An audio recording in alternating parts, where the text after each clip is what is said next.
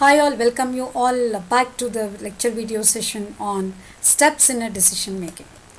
In the previous videos we understood that there are certain steps which are to be followed in order to make a proper decision, and after implementing the proper decision we need to study the result of it by taking the feedback and by implying it to interdepartmental feedbacks and taking the inputs from everybody whoever is connected and evaluate it on a regular basis.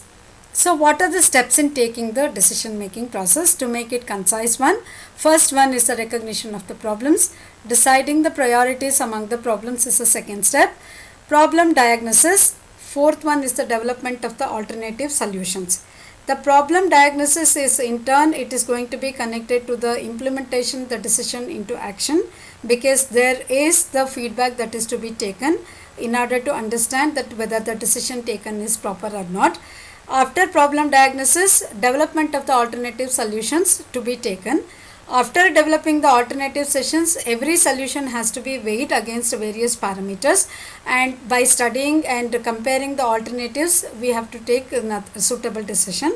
And after taking the suitable decision, the implementation of the decision will come into action will come, and after implementing the decision into action, the study of the result will come.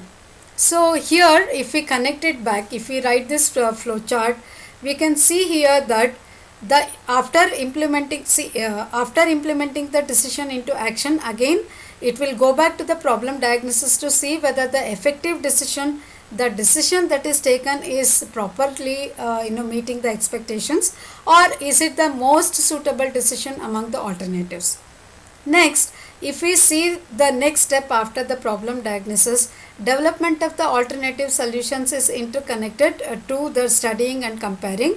After studying and comparing the alternatives, then the development of the alternative solutions is again taken into place, because innovations will happen with respect to the solutions, and then it is a continuous process.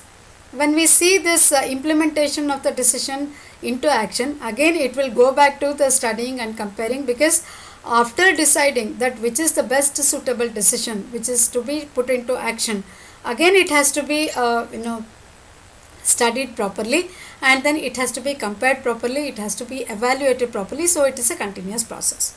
And after studying the result, and the result that is studied, it will go back to the development of the alternative solutions by comparing the decisions that have been taken and then the results that have been evolved out of the decision.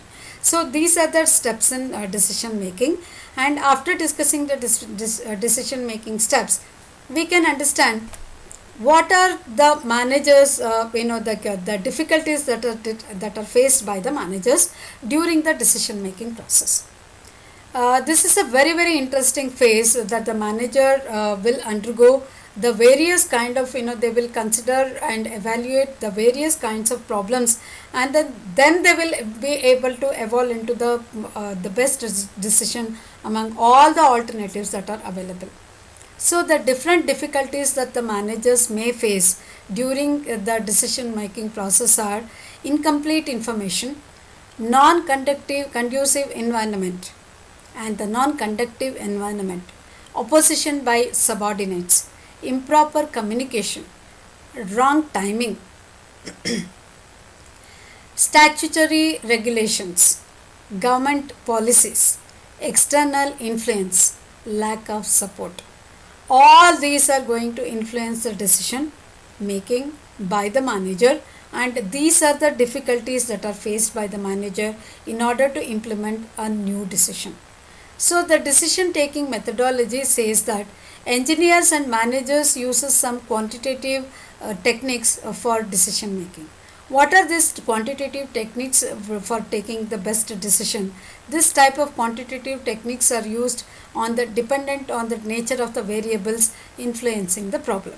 In some situations, some information may be available and the variables may be unknown, and there could be a lot of ambiguity, and there is another situation which may exist. Variables may be known and then the information may not be completely known. So in any case, several quantitative techniques are available. In any case, several quantitative techniques that are available. Some of them are there are various ones which we are going to discuss in precise, and then we are going to to discuss one by one. The first one is a variable with complete certainty. In the two situations, what we have discussed is that in one situation some information is available and the variables are unknown, and the second situation there may not be any information but the variables may be known. So in first situation, like some of the situations where we are going to use a quantitative techniques are variable with a complete certainty.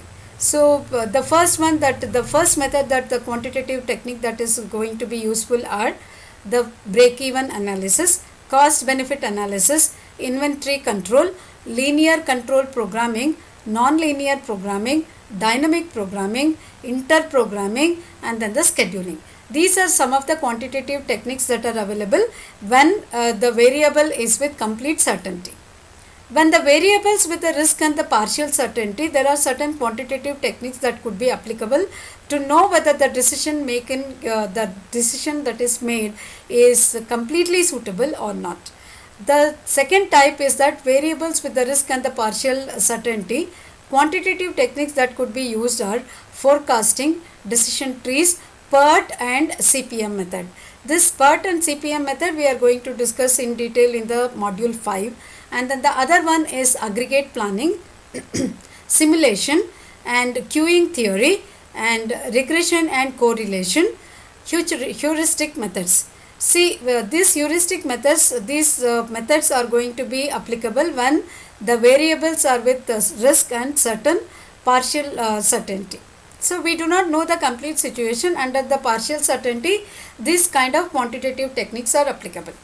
The third most important type is that when the variables are with extremely uncertainty, we really do not know, and there cannot be any boundary of certainty, or there is no partial certainty also. Under such type of situations, the best decision can be taken by using some of the quantitative techniques. The quantitative techniques that could be used are game theory, flip of the coin, and the astrology. When nothing is known, these are the only ways that a manager can rely upon, but these are definitely not the techniques which could be reliable. So in this type of decisions, what are the types of decisions that the manager can take? Types of the decisions can be classified into 6 types. The first type of decision is pragmatic and non-pragmatic decisions. Second one is individual and collective decision. Third one is minor and major decision. Fourth one is strategic and routine decisions. Fifth one is simple and complex decisions. Sixth one is temporary and permanent decisions. What are pragmatic and non-pragmatic decisions? Pragmatic decisions means these are those decisions that are taken within the purview of the policies, rules and procedures. These are also called as the programs or routine decisions. And for example, permission to leave, and then permission to put a CL, or permission late coming, that is like a 2 hours of permission in a college for the employees. These are the pragmatic decisions. Non-pragmatic decisions are the strategic decisions usually taken by the top management. And the third one is the individual and the collective decisions. Decisions that are taken by the single individual are called individual decisions. Collective decisions are the decisions that are taken by a team of people, or by the decisions by the department. Decisions taken by the group of people are called as collective decisions. So individual decisions are taken where the routine work exists. Collective decisions are taken where the important strategic decisions are to be made. So group decision making has got advantages because it collects the opinions of all and then comes out with the best decision that is to be taken, and it has got the increased acceptance by the group of people who are going to implement the decision, and there will be a healthier communication between the team, and then the better coordination can be expected. Some of the disadvantages are delay in implementing the decision, inter-decisions, and the groups may be comfortable or not, and they may compromise depending on the type of people, and then disseminate and they may dominate on. So they may be dominant. So in order to overcome all this, some more theories have been proposed, and some more new techniques have been proposed. They are called as nominal group techniques and Delphi techniques. These nominal group techniques or the Delphi techniques may be used in order to make a better decision. Nominal group techniques, in this technique the members independently generate their own ideas and give in writing that they are going to take this kind of ideas, and these ideas are summarized and then discussed for the further clarity, and once they are discussed with the further clarity, it is possible to take a suitable draw a line in the for the complete application, and finally each member silently gives the rating for this particular decision that is taken and express their opinion about the idea through voting systems. And with this voting system, it is possible to know the popularity of execution of that particular decision, and the maximum the decision with the maximum vote will be selected among the other votes, among the other decisions. What is Delphi technique? We just discussed about the nominal group technique, where the individual opinion will be taken silently, and then there will be voting that is going to take place, and the best decision which is going to evolve with the maximum number of votes will be taken for the implementation. In the Delphi technique, persons who are physically dispersed and then anonymous to one another, persons who are nowhere related, are asked to express their opinion about that particular decision, and their opinions are taken on a particular topic through mail or any kind of indirect communication. Carefully designed questionnaire will be circulated, and then maybe it is a Google form that is going to be circulated for a particular purpose. The questions will be framed for a particular purpose. Responses will be collected and recorded, and that will be taken as a feedback. And once the feedback report is generated, the second questionnaire is sent back to them, and again the final summary of all these questions will be taken, collated together, and the best decision will be evolved, and then that it will be developed based on the replies that are received second time. And there are decisions which are called as major and the minor decisions. Minor decisions are related to the day-to-day activities. Major decisions are related to the this is taken by the management. Maybe for example, purchase of a new machinery, expansion of a plant, or it could be the routine decisions are related to the day-to-day activities. It could be the major decisions may be employing the new technology, or scrapping out, or withdrawing a product from the market. All these are going to be the major decisions that are normally taken by the top management. So with this, we are coming to the closure of the module 1, where we discussed about the management and then the planning, and I have given the keynotes related to the planning, steps of the planning, and the types of the plans, and then the decision making and everything. With this, we are coming to the end of the module 1, and let's discuss in detail in the classes as well. And if the keynotes are given to the key points which are related to the planning and then the decision making, we may go through that, and then we will be able to discuss in detail when during the class time.